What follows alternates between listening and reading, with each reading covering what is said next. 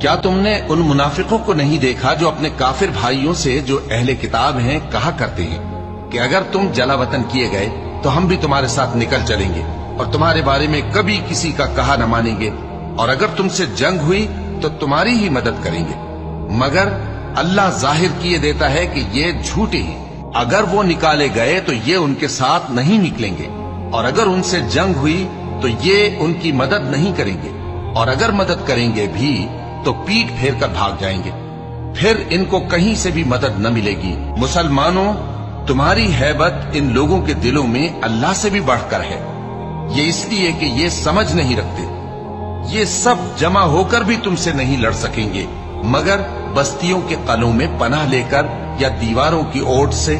ان کے آپس میں بھی بڑی لڑائی رہتی ہے، تم خیال کرتے ہو کہ یہ اکٹھے ہیں، حالانکہ ان کے دل پھٹے ہوئے ہیں۔